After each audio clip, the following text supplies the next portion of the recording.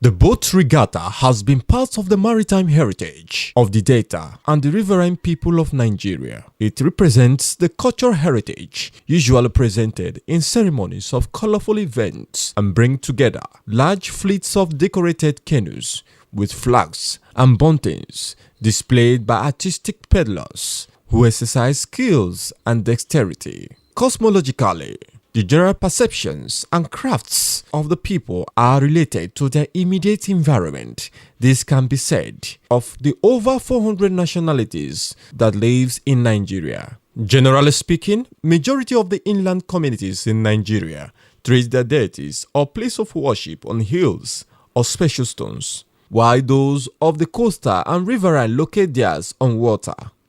Thus, the regatta practice must have evolved as a religious assemblage or propitiatory ceremony to appease the water gods or goddesses, mermaid, known in Nigerian parlance as mamiwater. The basic aim of the exercise was to offer prayers to the gods and goddesses for protection and prevention or scare any visitation or pestilence in the community.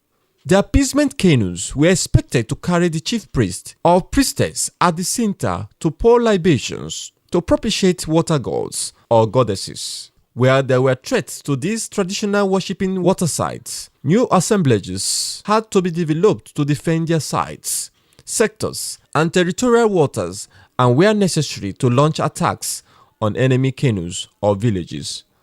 The assemblages for war were carried out by able-bodied men armed with arsenals, accompanied with musicians and drummers, whose major roles were to arouse the valor, patriotism, and powers of the warriors.